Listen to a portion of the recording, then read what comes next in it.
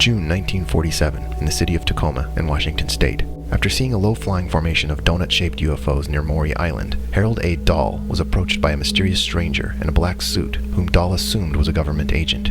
Over breakfast, the man brought up Dahl's UFO sighting of the previous day, though Dahl had yet to utter a word about it. Dahl was given a vague warning that his family may come to harm if he spoke of his sighting to anyone. This event would later be seen as a textbook example of a classic encounter with the men in black. Enigmatic strangers clad in black, usually in groups of 3, but sometimes in 4s, 2s, or alone. The men in black always appear to witnesses immediately after a UFO sighting, warning them not to speak of their experience or harm will befall them. We shall discuss the origins of men in black and theories as to their motives. Agents of our own government, a secret society, ancient civilization, extraterrestrials, or the devil himself. Who are the men in black? Just outside the realm of the mundane is a universe of mysteries beyond comprehension. A doorway of discovery is opened for the few willing souls who wish to perceive it and take a leap into the great unknown. This is the show hosted by 2 such willing explorers, willing to sail the uncharted seas of the unexplained. And now, the Lewis and Clark of the supernatural, the Buck and Tweaky of the bizarre, the Punch and John of mystery. This is Jason and Steve's Unconventional. Hello again and welcome to another edition of Unconventional, the Men in Black. Not that crappy movie. With Will Smith and Craterface Lee Jones. Otherwise known as Tommy Lee Jones. Yes. An absolute unwatchable piece of Hollywood excrement. Which we will not be talking about today. Bears no resemblance to the actual phenomenon of the Men in Black. Well, except that they did wear black suits. Yeah. And they did investigate UFO reports. Oh, they did, yeah. But they were actually government agents who were good guys, defending us from evil aliens, which is nothing like the true Men in Black. Every time I say that Men in Black, I'm going to say it like that. Men in Black. Rated R. Nice. And every time you say it, I'm going to take a shot of Cheese Whiz. The Men in Black. Rated R. So this whole phenomenon, in the modern era, it began in 1947. Isn't that correct? Yeah, something like that. The Maury Island incident is the first time that it was reported. It wasn't the case that made it famous, but it was the actual first reporting of a MIB. And that took place near Maury Island, which is near Bainbridge Island, which is close to Tacoma and Seattle, where we're from. Which is very near our neck of the woods. Quite near. Washington just seems to be naturally haunted. It's a hotbed for weirdness. It's a hotbed for Bigfoots and MIBs and stoners and hippies and really ugly women with hairy legs, which I think actually counts for some of the Sasquatch sightings. At least most of them, yeah. They're just women from Seattle. I mean, if you've seen them, you'll know what I'm talking about. You know what we're talking about, yeah. Totally. Large hairy humanoids. Smell bad. Yep, that's it. Mystery solved. But the Men in Black, much more mysterious, as we will see. So the Maury Island incident. Fill us in. Okay, so the Maury Island incident starts with Harold Dahl, who's out on his boat collecting petrified logs for some lumber thingamajigger he's got going on. And he reports seeing these 6 donut-shaped objects flying around in the sky. Yeah, it was like a formation. I immediately think of Homer Simpson. As soon as Dahl! 6 donut... Okay, so the MIBs... Oh, they come in later. They glaze his donuts. Yeah, exactly. So first he spots these 6 objects, and one of them's wobbling around like it's troubled somehow, and another one approaches and then backs off suddenly, and the troubled one ejects like all this slag everywhere, some of which hits Dahl's boat, killing his dog and injuring his son. Wow, that's pretty powerful ejection. I don't think I could kill a dog. Well, if Julie Bowen was involved, I could probably kill a girl. Or Michelle Pfeiffer. Or Julie Newmar. Ooh, in her prime? Hoi hoi. Well, maybe even now. Yeah, I could probably wipe out a city with that. She's a gilf. She's a gilf. Okay, continue. So anyway, he collects up some of this slag and he reports this incident. He tells his boss at work about it, basically. He doesn't tell anybody else. And I guess he goes home, and then the next morning, classic example, just one guy shows up, man in black. Not typical, actually. Invites him to go have breakfast at a local diner. Now, this is the part we've always found extremely paranormal, in the fact that why the hell would you agree to go to breakfast with some totally strange person who shows up on your Dahl's doorstep? reaction defies any logical description. Hey, let's go to Denny's and get some pigs in a blanket. Okay. No. Here, hop into this black car with dark tinted windows so nobody can see you.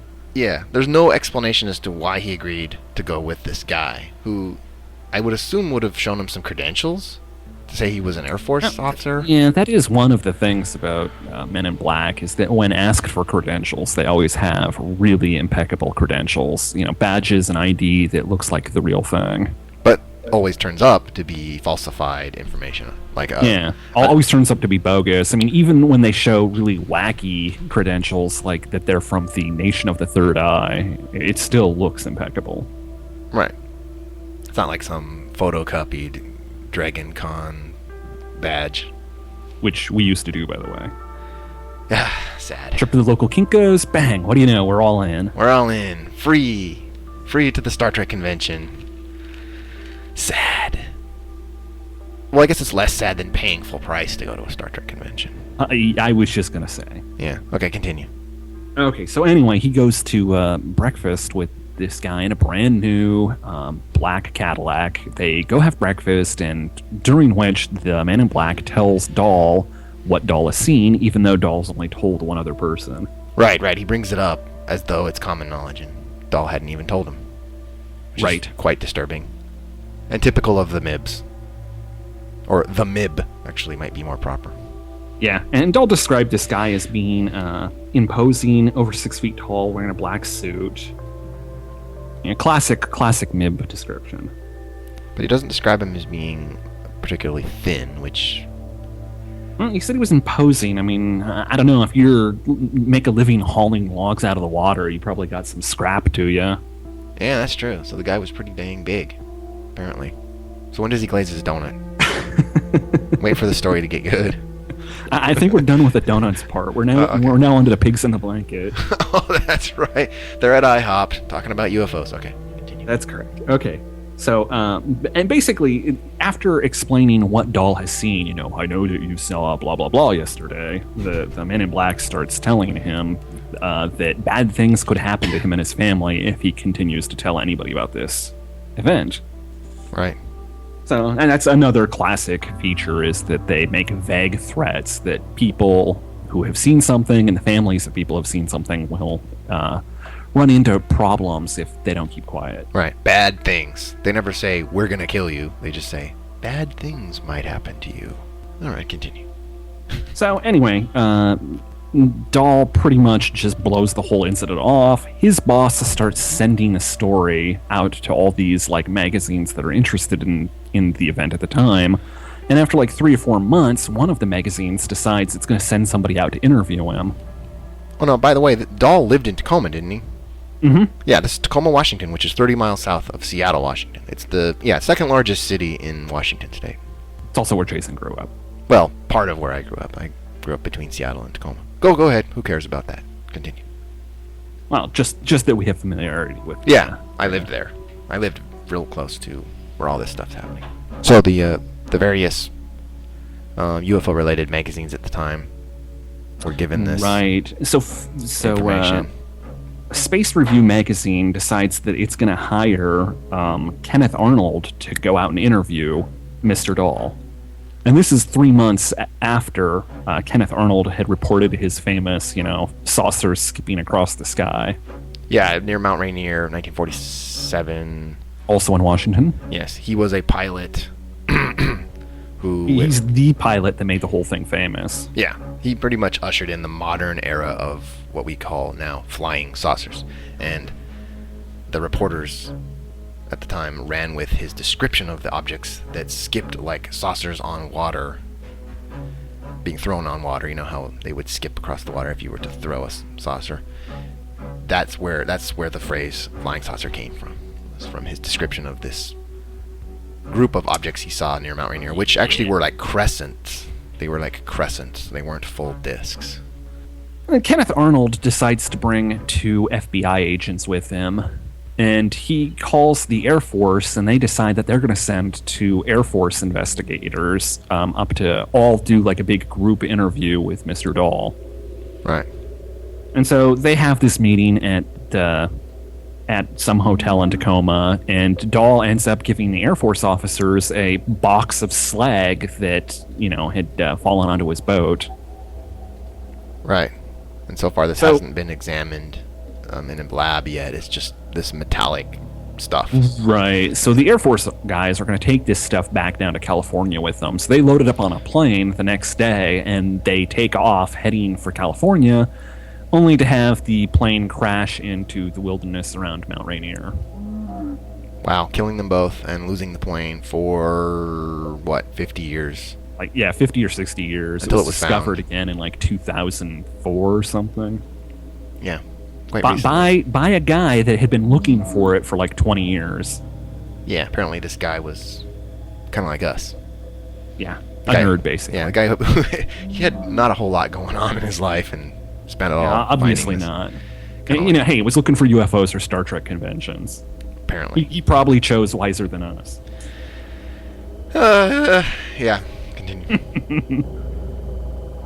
Anyway, after this incident with the 2 Air Force guys dying, Dahl then starts announcing, hey, no, it was all a hoax. Honest, I swear to God. Right. So basically, attempting to fulfill what the MIB had asked him to do, to not talk about the thing. Right. And so there you have it. That is the very first case of Men in Black. Now, didn't he rescind that and then later on say it was true again?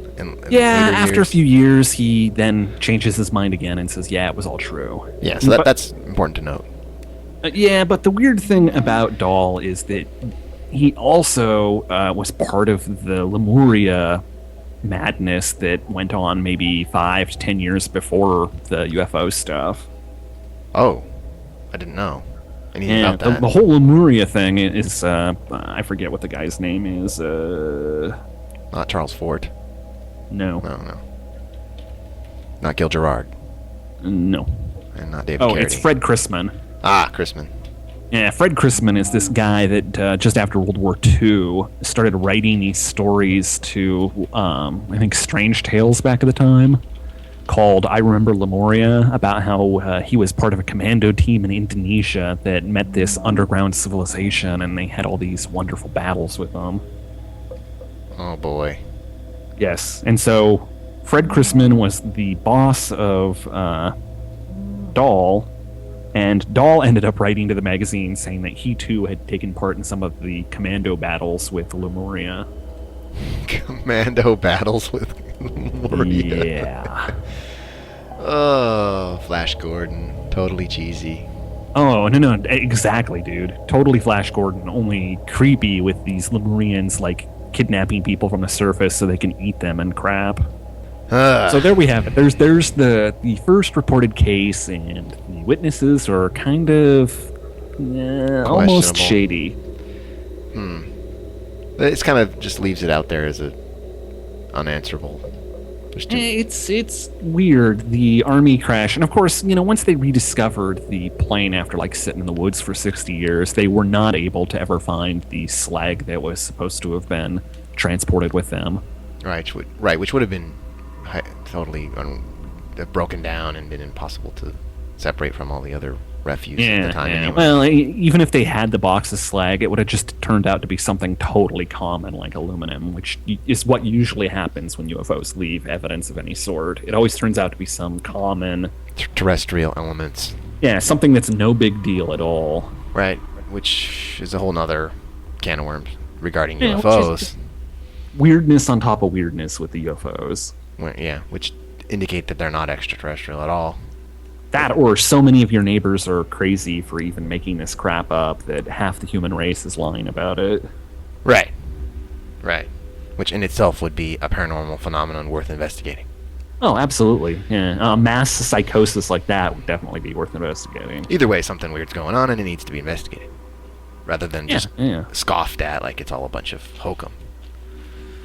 So, now the MIB cases get much more sinister and bizarre than just this one. This was just the first in the modern era, which pretty much coincided with the beginning of the modern UFO era, interestingly enough, and in my region of the world. So, more cases have been documented over the years. There was kind of I guess you'd say it became much more commonplace throughout the...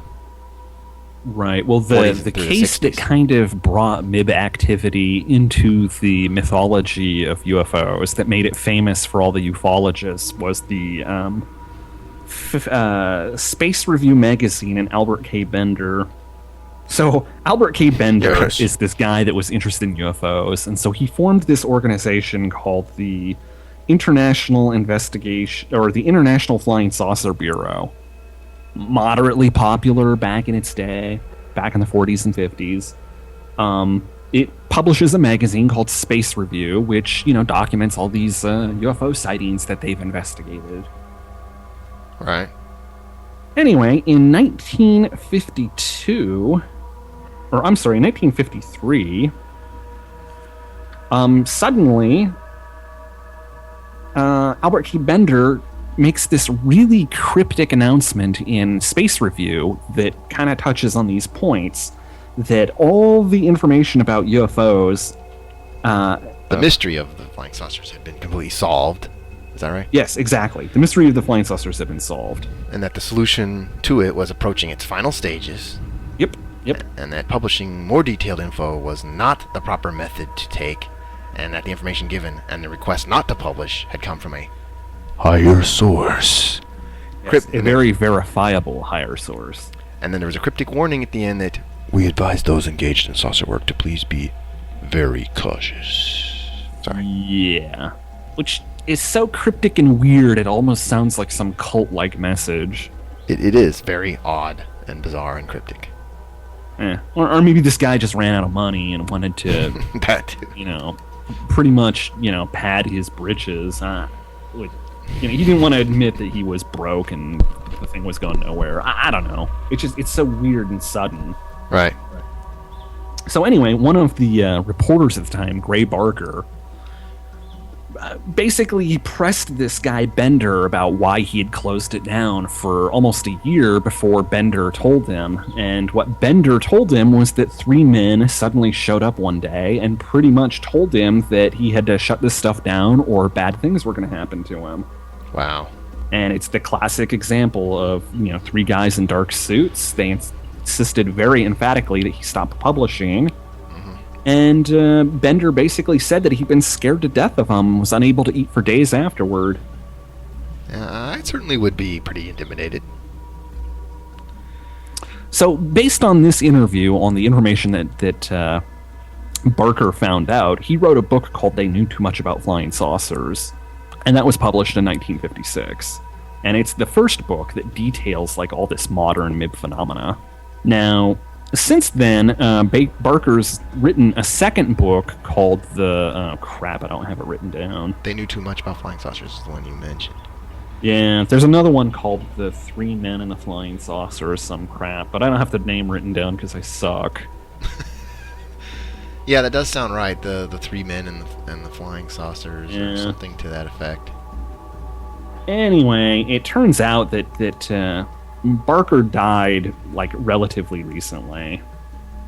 1997, I think. Oh. Within the last decade. Well, that would be just outside, but yeah, close. And close enough. Damn it, I can count. Honest. So after Barker dies, about a year afterwards, a guy named John Sherwood wrote a couple of articles for the Skeptical Inquirer. The most famous one being called Gray Barker, My Friend the Mythmaker. And it basically details that he had written Gray Barker a series of ideas, basically, about UFOs being time travelers and having men in black in them, and et cetera, et cetera.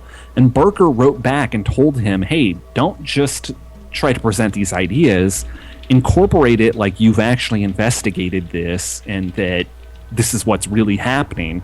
And so Sherwood claims that he rewrote them as actual reporting accounts and sent them to Fate magazine, who swallowed them wholeheartedly, and thus the case of Mibbs was born. So this guy, John Sherwood, claims that Gray Barker is the guy that invented Mibbs, and that it was under his urgings that Sherwood also helped contribute to the hoax of the Men in Black. Even though this stuff's been happening to a whole lot more people and been happening since well before the whole Correct. Maury Island incident, so Yeah. that's all pretty shady. Yes. And of course, the Maury Island incident's like 6 years before this, so Right. there is that. Right. So, so far, we have 2 cases, and both of the storytellers in each are very suspicious. What are some more interesting, compelling encounters with the MIB? All right, one of the best documented ones is the Rex Heflin case, which actually is some of the best documented UFO sighting as well, even though the 4 pictures he took at the time have gone through, round after round of people analyzing the photos and declaring that they're either really, really good hoaxes, and in some cases not even good hoaxes, just hoaxes, period, and people thinking that they're actually authentic. So basically, this guy, Rex Heflin, he was a highway inspector in California, and one day he claims that to have spotted a traditional saucer-shaped object suspended in midair. Mm-hmm. So he pulled over and took a series of 4 Polaroid pictures of it. Oh, yeah, and yeah, these are readily available online. These are pretty well known if anybody is out there who's familiar with that. Oh, yeah, they still use them in flying saucer books, basically. Yeah, it's kind of a vaguely hat-looking object.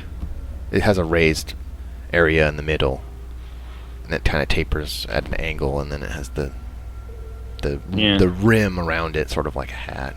And 3 of the pictures pretty standard, just this hat suspended in the sky. And then the 4th one is weird, and it has this black smoke, like halo effect coming off the saucer. Yeah, off one side, almost like exhaust. It's quite odd and doesn't look like something that would be part of a hoax, like a model. Yeah, it's all around it. It's like a halo. Oh, okay. Well, that's even more. Yeah, compelling. there's actually the 3rd picture, I think, has the smoke starting at one side of it, but just barely. Oh, okay. Yeah, but the 4th one's really weird in that it surrounds the entire thing.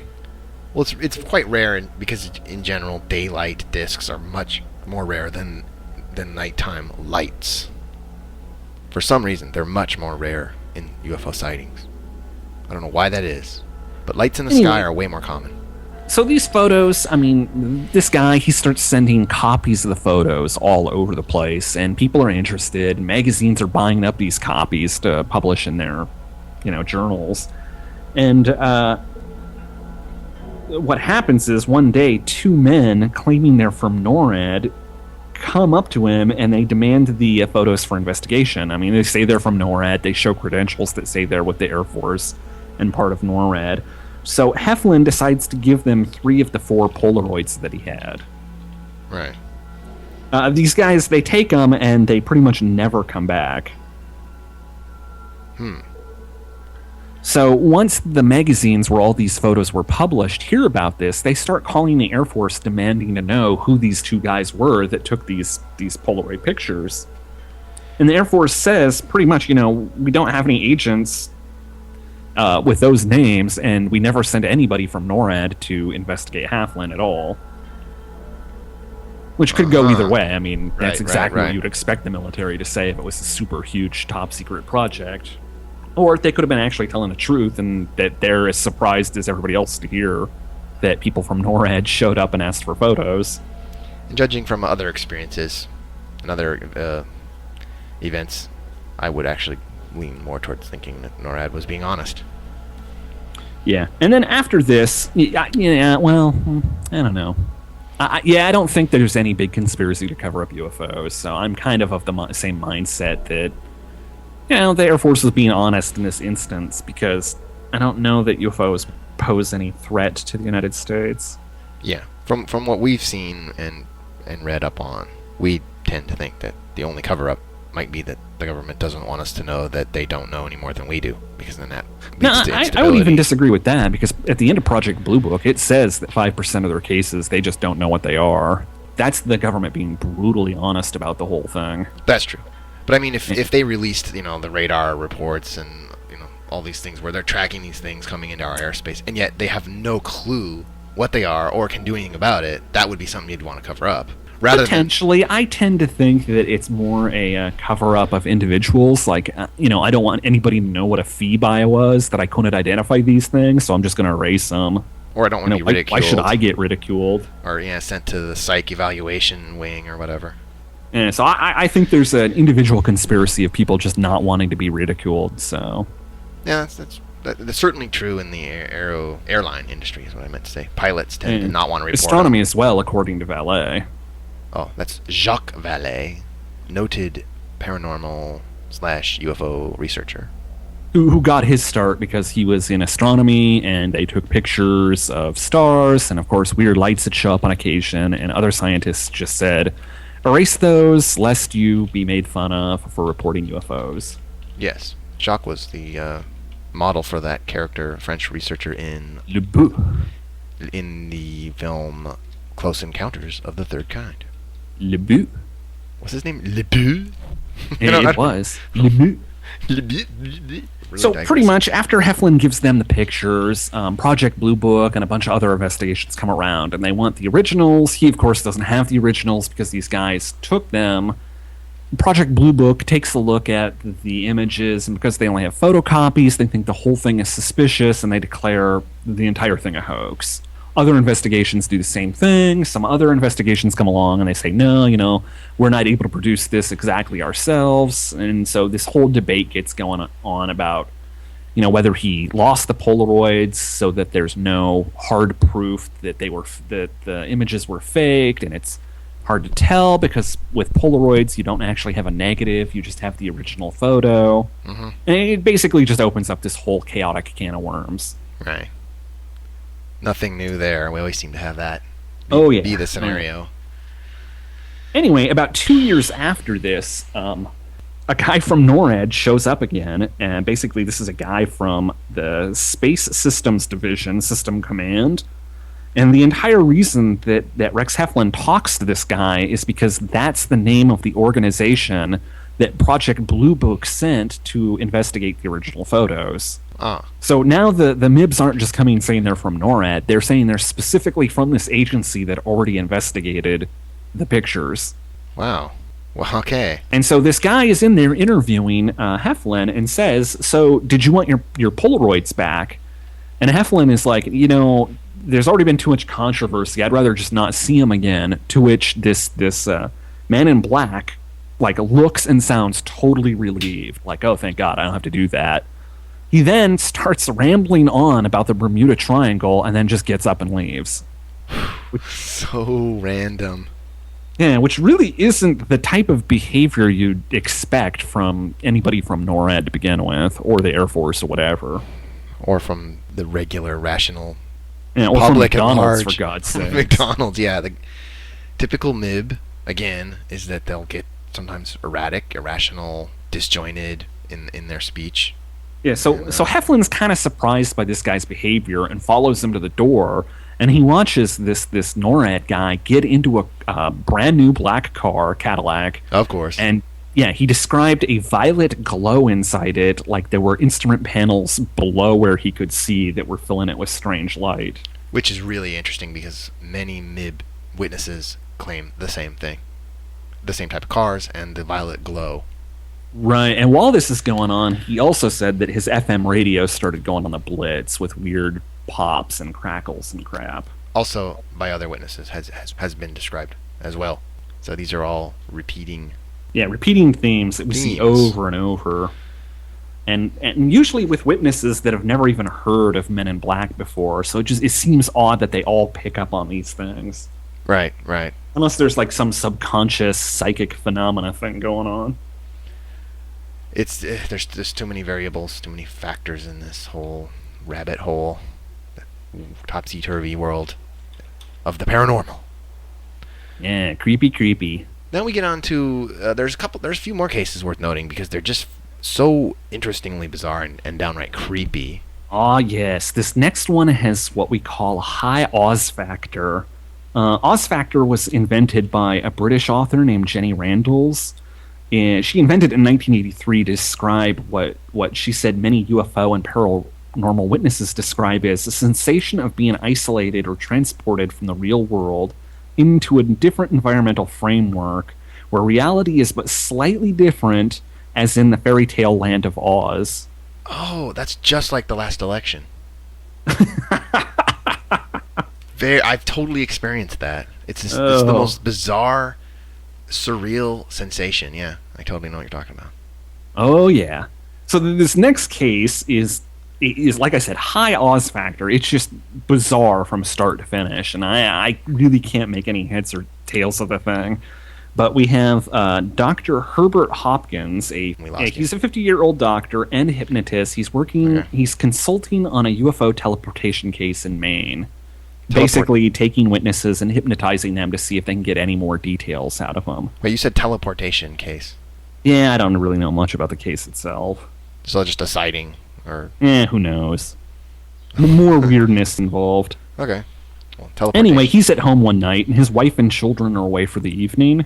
Right. And he gets a phone call, and somebody asks to speak with Dr. Hopkins. Okay, so he gets a phone call from someone claiming to be the vice president of a New Jersey UFO research organization. Mm-hmm. Wow, is that a mouthful? Totally. That's what she said. Ha! Dr. Hopkins receives a call from someone claiming to be vice president of a New Jersey UFO research organization. He asks if he can speak with Dr. Hopkins that evening, to which, Dr. Hopkins has been involved with these UFO guys for a couple of months, and he thinks this is totally normal, not only to get calls from them, but for them to ask to come and speak to him. So he agrees to it. Dr. Hopkins goes to his porch to turn the lights on so that this visitor will not, stumble and fall down his steps or whatever. Right. And once he turns the lights on, he notices somebody coming up the stairs to his porch already.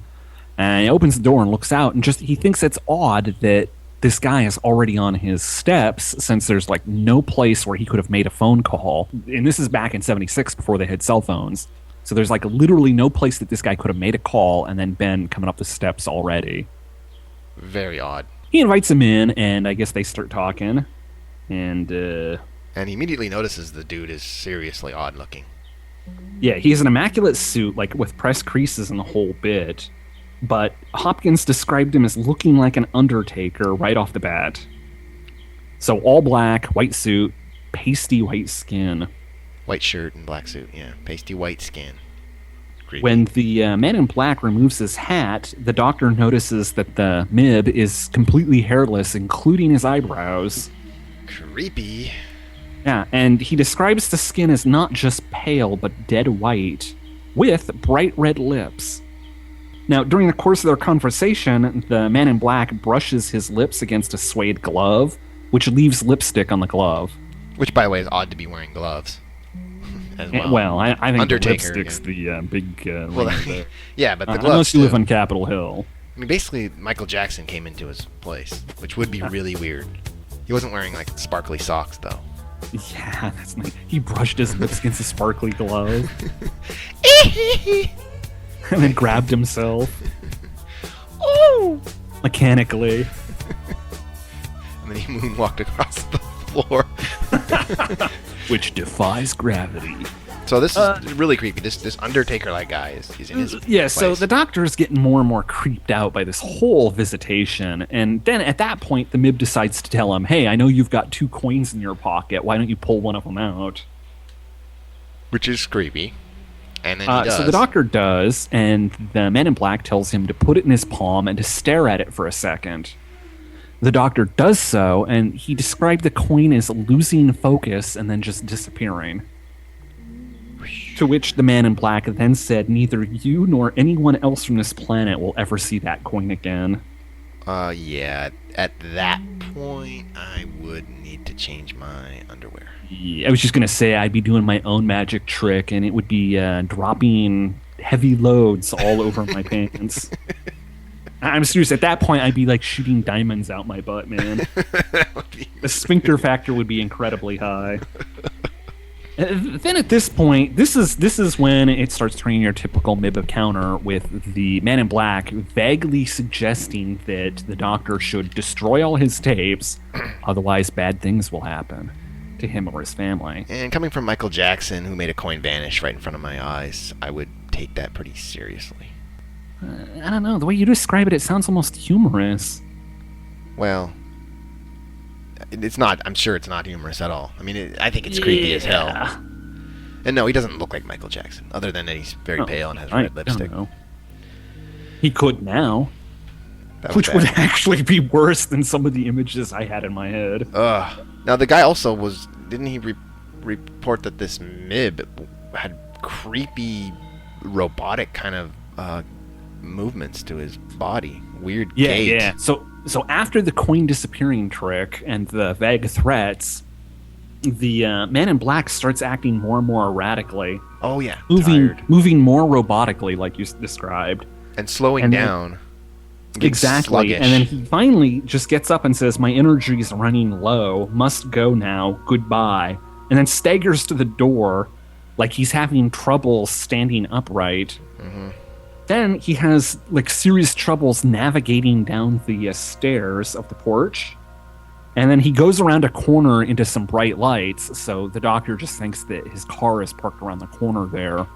The doctor, like totally befuddled and confused by all this, follows the man in black around the corner. But by the time he gets there, the lights are gone, the man in black is gone, and everything's pretty much gone. He's just looking at this empty driveway next to his house. It's worth noting there have been other MIB encounters where the witness did report that the MIB suddenly had to leave and mention something like need to go now, or energy running low, or they just started acting really sluggish. Or having to take pills to rebuild their energy. That's very often reported too, that they request water so that they can take a pill. Really, really random. Really weird. So the next morning, both Dr. Hopkins and other family members noticed that there were strange tracks in the center of the driveway. Right, because this vehicle that was there was completely gone, vanished. Yeah. Unfortunately, the tracks are in the center of the driveway, which if you think about it, isn't really possible because cars have their wheels on the sides. Either side, yeah.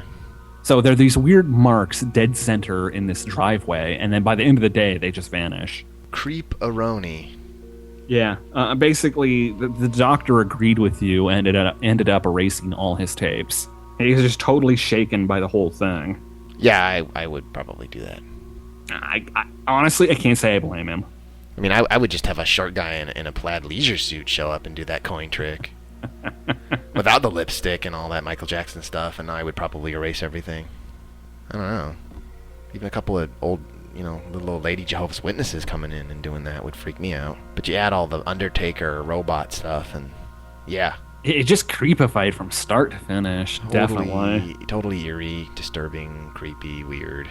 Makes no sense. Makes no sense at all. Yeah, nice lipstick there. Really weird. And if you want this to be believable, why put in details like that? Exactly. You would just have a sinister guy, intimidating guy. You wouldn't have weird skin and imagine gloves. Explaining it to the cop. Yes, officer, he was wearing lipstick. And you were afraid of him? Yes. And he had no hair anywhere on his body. And so he was shaved and he wore lipstick. I don't know. I'm getting kind of hot. I don't know about you, but this is turning me on. Hardly scary. Of course, it doesn't stop there, though. Okay. Now, a few days after this Donuts encounter... are about to get glazed, aren't they? What's that? Donuts are about to get glazed. Aren't they always?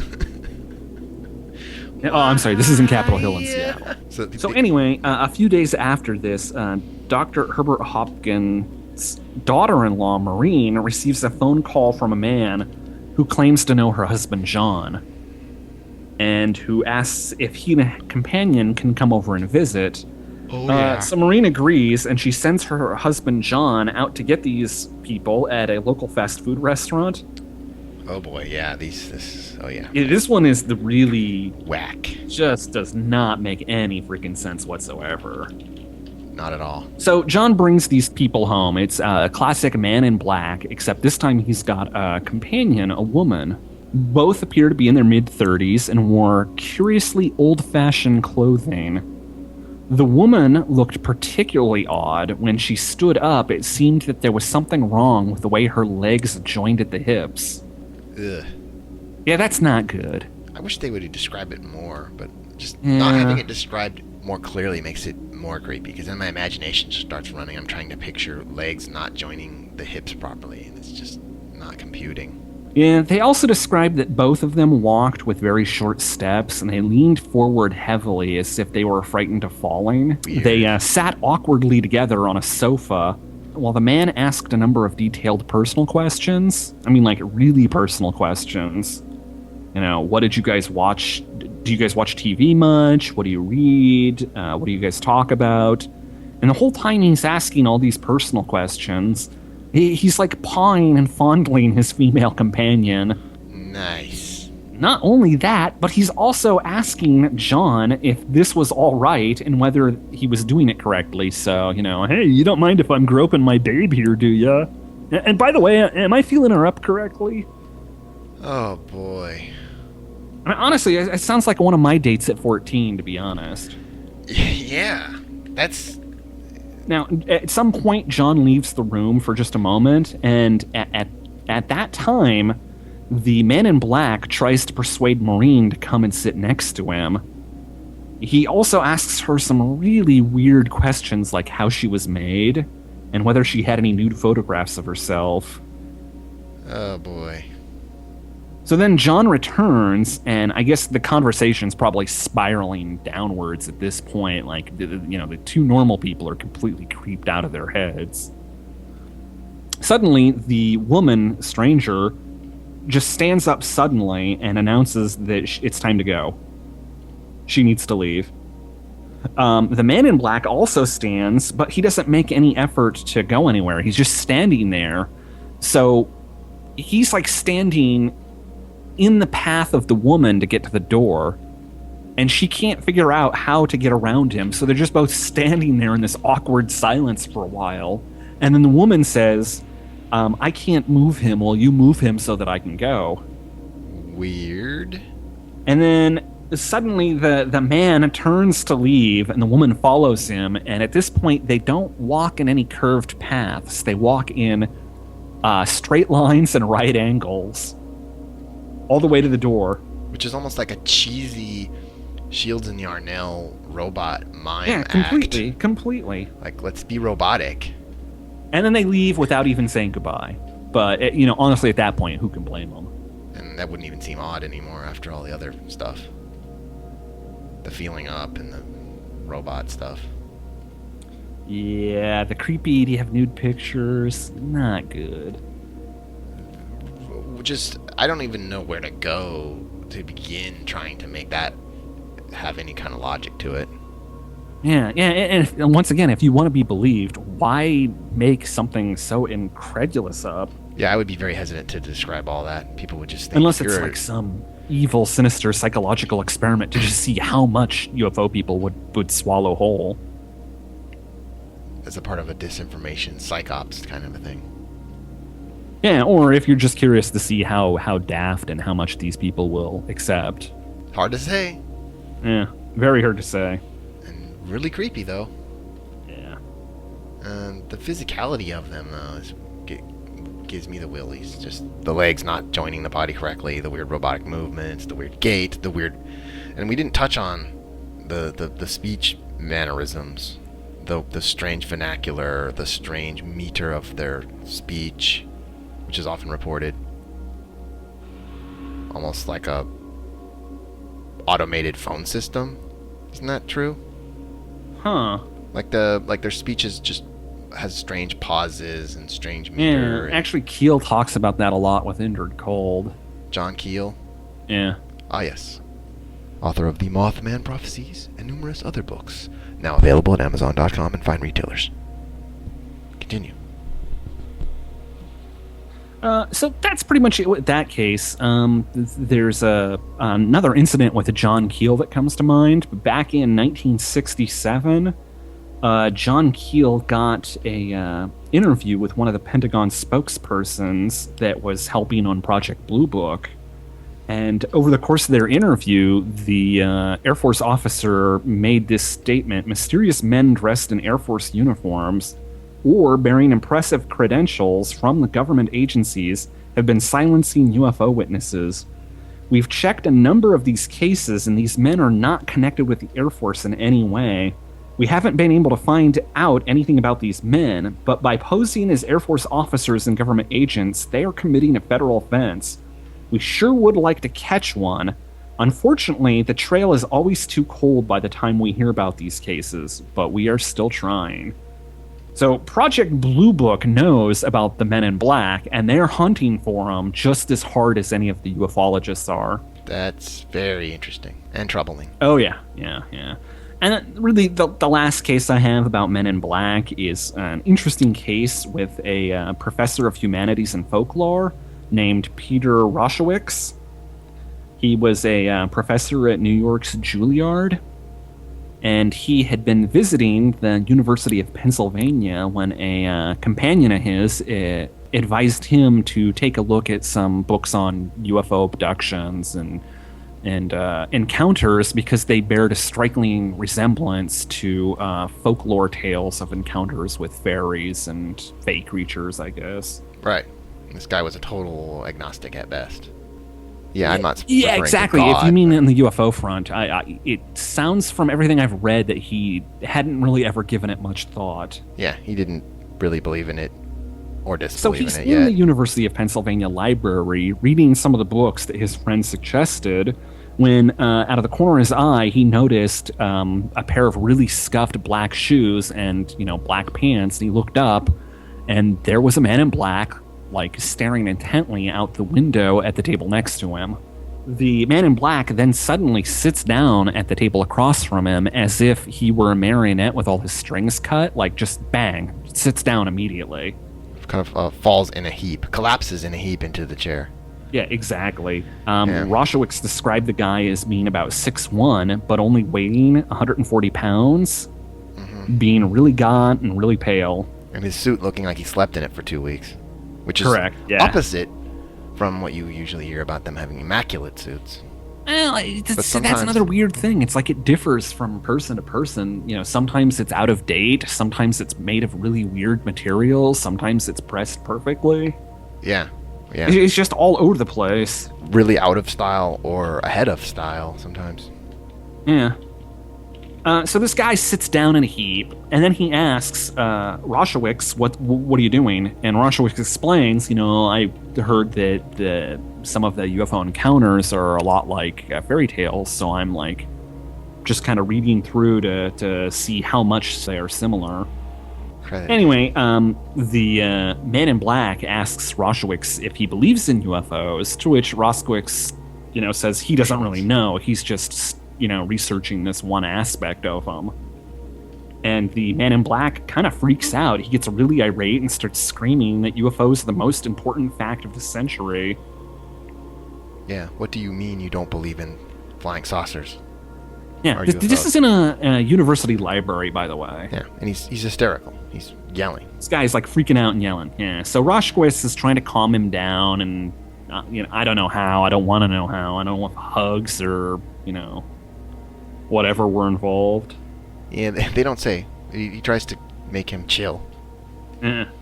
And at that point, the man in black decides that it's time to depart, and he stands up just as abruptly as when he sat down.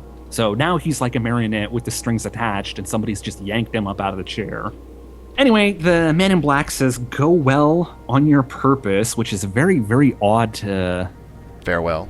And it's a very odd farewell. And he places his one hand on Rushowicz's shoulder and says, "Go well on your purpose." Go well on your purpose, and then walks off.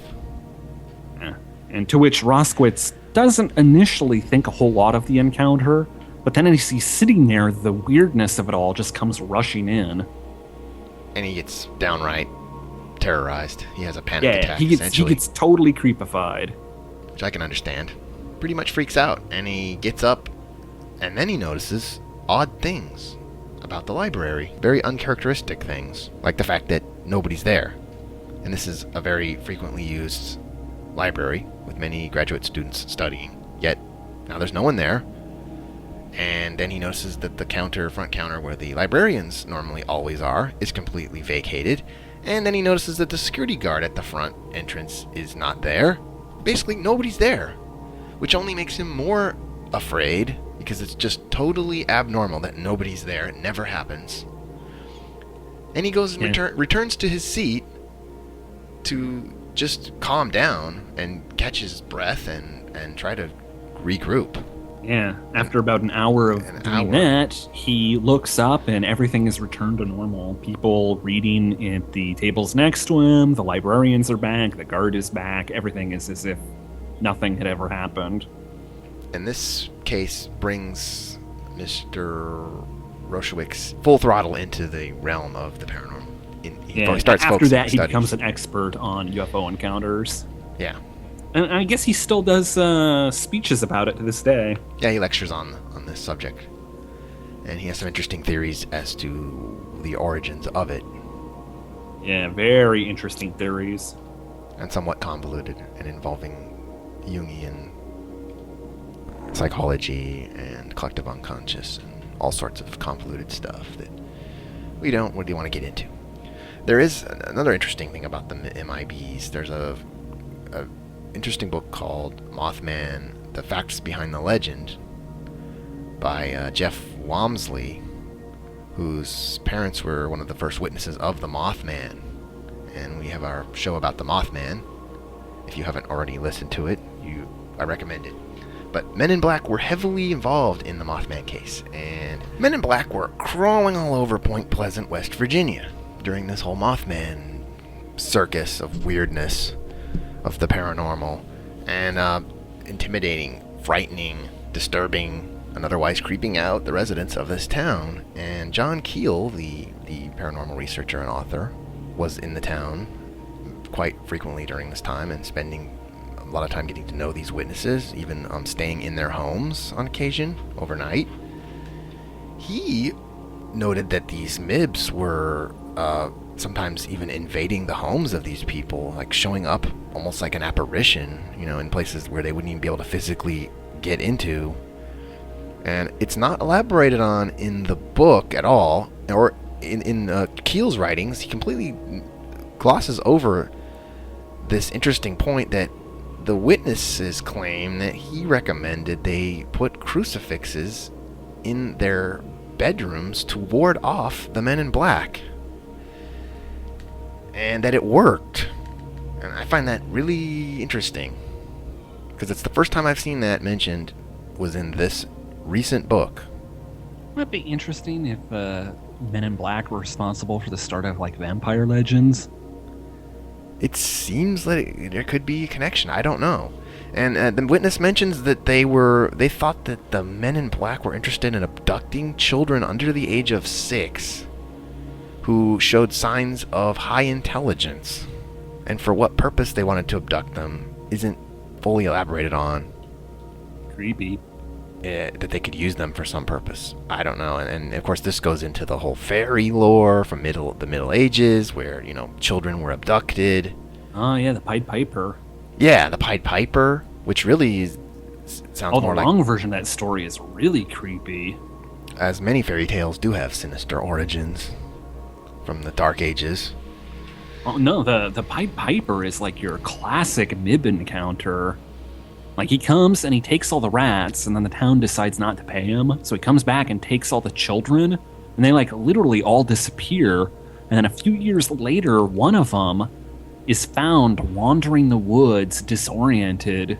And when they take him back to I guess the town's called Pied. When they take him back to the town, he talks about how the Pied Piper had led them to some underground mountain cavern where they were like slaves to dwarves or something.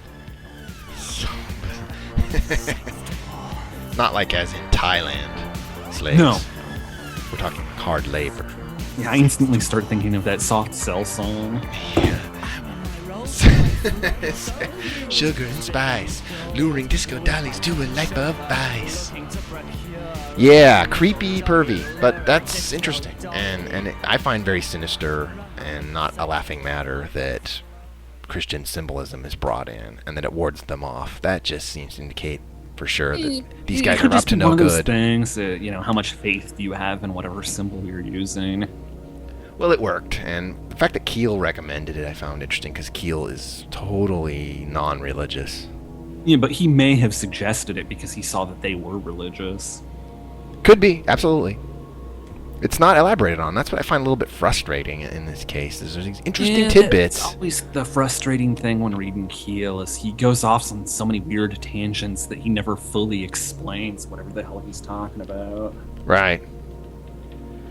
Well, anyway, these MIBs may go back throughout human history, and I find it interesting that Keel even mentions the three wise men of the Bible as possibly being MIBs.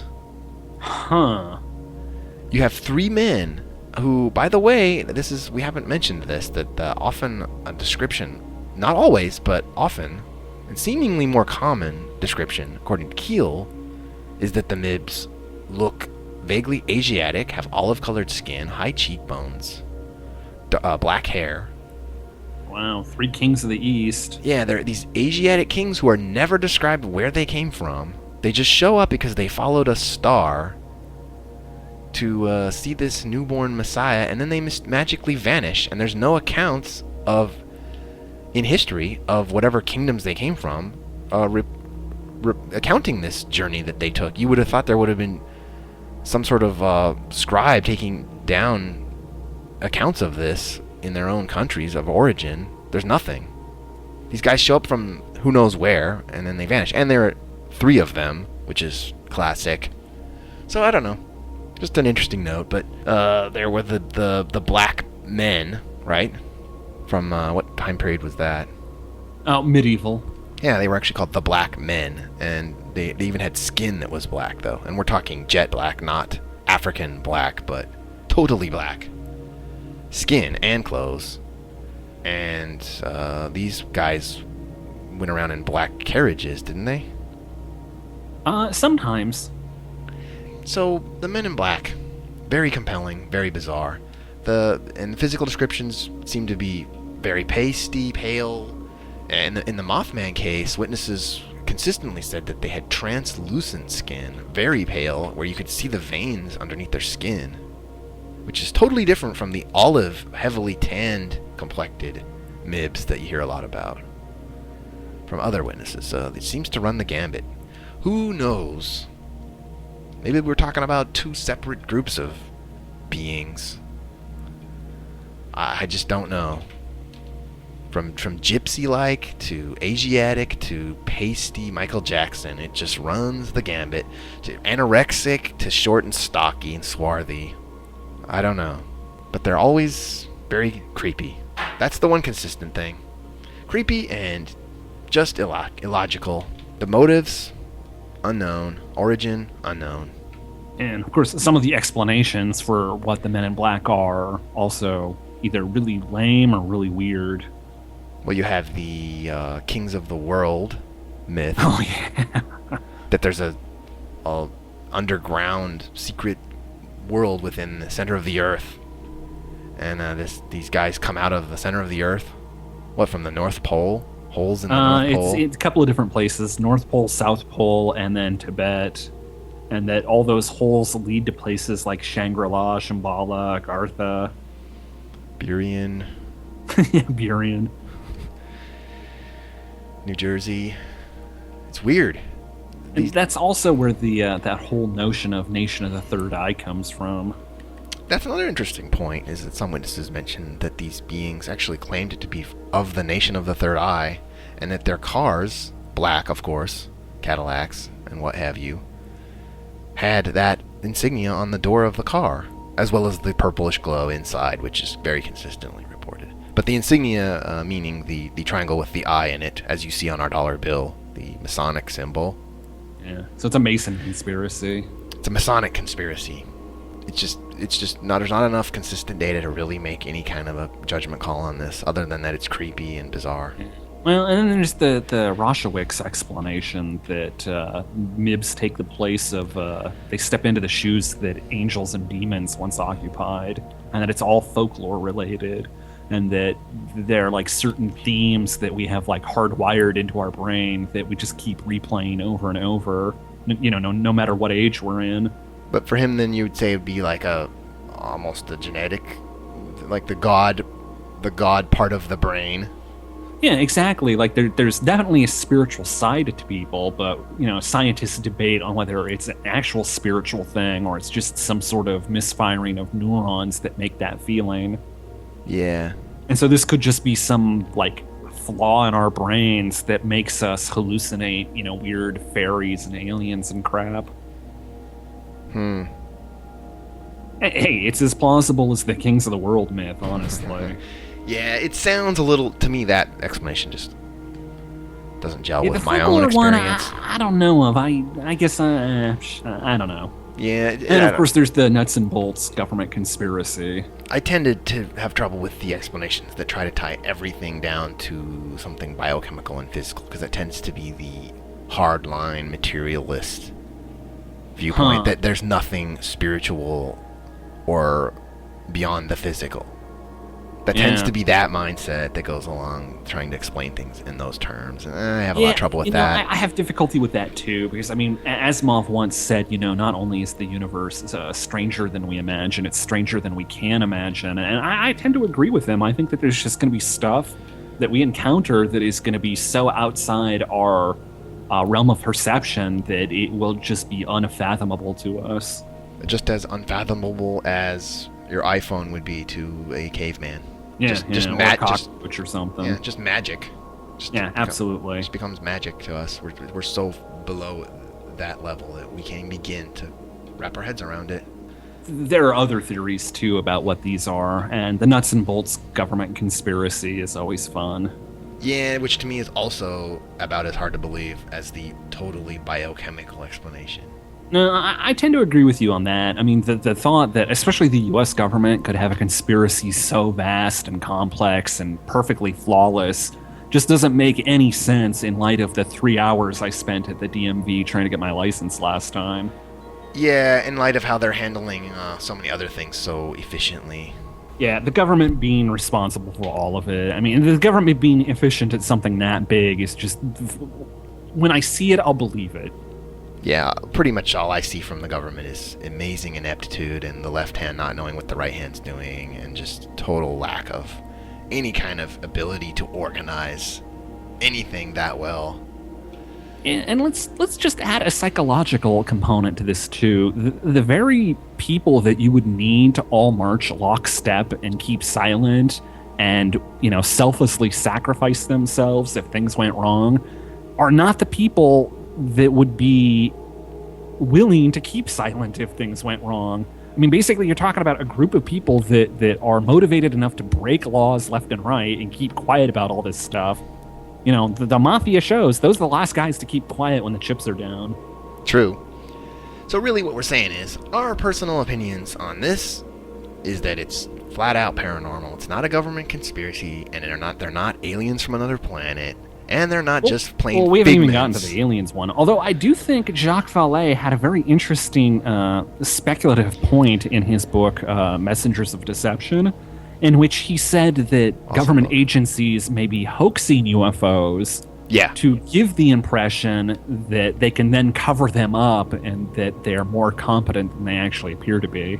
There was another theory, which I tended to believe, is that they could use some of this high strange stuff, that they might actually stage some of these events in order to divert from their top secret projects. Oh, absolutely. So people will report in Project Blue Book, anytime a flight of geese is mentioned, it's because the U-2 spy plane was spotted by a witness. Right. It's like, give them something impossible to believe, so they'll focus on that. Meanwhile, the real thing is going on.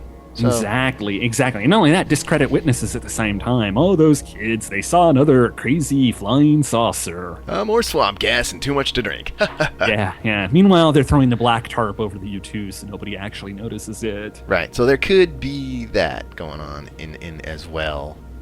So it just, again, it's just there's too many facets. There could be a combination of things. The hardcore ufologists that think that MIBs are actually like either androids or like aliens in disguise posing as humans. But when you scratch the surface of that whole thing just starts to crumble because it doesn't add up logically. What would be the motivation? It's like, well, not only that, I mean, we're talking about beings that can create these ships capable of traveling interstellar distances. I mean, that's a fantastic piece of technology right there. But then they can't figure out that guys don't wear lipstick and make out with their girlfriends in front of other, witnesses. Well, they also can't seem to figure out how to keep us from seeing them, or why would they make it so obvious that they're there and then try and intimidate you to not say anything? It makes no sense. We just flew across the galaxy. Cut us some slack, will ya? How about instead of intimidating us with Michael Jackson molesting some chick on my couch, why don't you not have big, bright, flashing neon lights on your ships and stop crashing in my farm field every other day? Stop leaving crop circles like calling cards. Yeah, see, this is the whole ET thing just doesn't add up logically at all. And of course, the last theory is the Keel theory, which that it's all connected part of something that's just basically high weirdness all around. That there are entities, intelligences manipulating mankind as long as mankind's been here. For what purposes, we don't know. And I tend to agree with him. And they've been here for a while, and that this is just the latest incarnation of them. So back in the Dark Ages, they were fairies. This year, they're men in black. Same with UFOs, that one year they're, phantom airships, the next year they're Foo Fighters, the next year they're black helicopters. Right. Now they're alien spacecraft, and it's all being covered up by the government. So, we thank you for listening to our show once again, enduring the rambling, meandering, digressions. And our very sad efforts at humor, because, humor is really our way of trying to keep rational in this huge pot of unknown. Yeah, because sometimes it's just a bit too heavy and a bit too creepy, and you just have to laugh. laugh. A bit too weird. Hopefully you laugh along with us a little bit anyway. Or laugh at us a little bit. It's either way, more likely. As long as there's some laughter in there somewhere, it just helps make everything go down easier. And with that, we leave you on this edition of The Unconventional. Until next time, I'm Jason. I'm Steve. And we'll see you later. For now, our journey has ended, and we return you to the world of the mundane. Until next time, when we beckon you once again from beyond the veil into the realm of the unconventional.